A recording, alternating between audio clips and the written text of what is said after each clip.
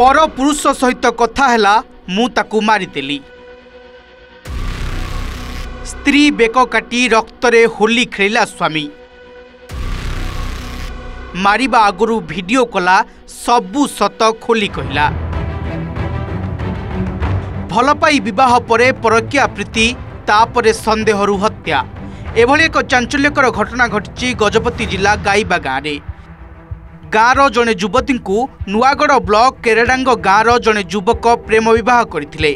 सही दिन ठारू युवक जनक शाशु घरे रोते और हैदराबाद रे श्रमिक भावे काम करुले। गत प्राय 5 दिन तले से शाशु घर को आसी सही समय रे स्त्री आउ का सहित संपर्क रखिथिबा नै से संदेह करथिले। एने उभयंक मध्यरे गंडगोल लागी रहितला। तेणु पत्नी को मर्डर करी निज जीवन हारिबाकू प्लान करिथिला युवक जनक। आउ एहा पूर्वरु गोटिए वीडियो करिथिला। परिवार भांगी जायछि। शशि पात्र जे गायबार पात्र बोल डाकुचंती से प्रतिदिन फोन करके मो स्त्री सहित कथा हबार। मो स्त्री एबे मो पाखर ना एबे ता मो कथा मानुनी। से पात्र कथा मानिक से ता सहित कथा होची। एबे ताकू मु एबे रखिबि नै। एबे से मो लाइफ खराब करछि। मो फ्यूचर पूरा एबे खराब कर देला पूरा। मु एबे जीवा को इच्छा लागुनी। एबे सोमवार शाशु घरे प्लान मुताबक भोर समय रे स्त्री रो गला काटी हत्या करथिला स्वामी। सकाळु सकाळु महिला माँ झीर रक्त जुड़ुबुड़ू शरीर देखि पुलिस को सूचना देथिले। हेले मर्डर करी घटनास्थल फेरार हो जाइतिला स्वामी।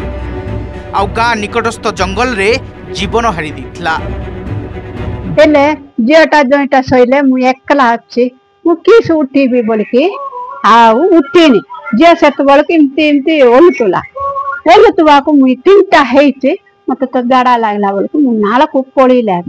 नाला को जाई के आइला दपारे मुई बैट मार के घर को देखला को जियो रक्त देखि दाल को बहुत आंख अंधारे के बुढ़ी लोक तो मोर आंख अंधारे गला के अंधारे जीवा को ओ अम्मा बोल के दान रे वट्टा करके डाकबा को समस्त किसेला बोल पचारला। दुई पिला कोडे गले जय पुला से पड़ी लागे दाई दाई पड़ी ला। सेपटे युवकंक बापा भी पुओ को हराई भांगी पड़िछंती। कहिछंती बाहा हेबा परठरू से शाशु घरे रहुतिला। तेणु तांको कली विषय रे आमे जानि नथिलु। तेणु जहा भी घटिची सेथि पई ससुर घर लोक ही दायी।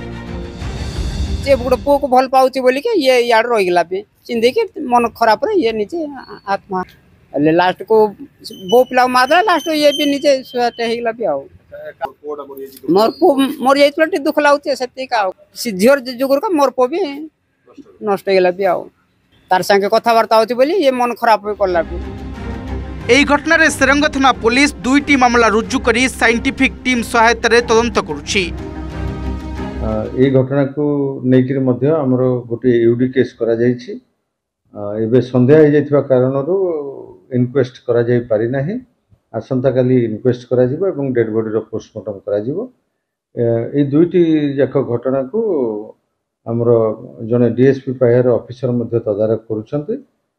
तदंत अग्रगति होला परे आमे घटना संबंध रे अधिक किछि जानकारी।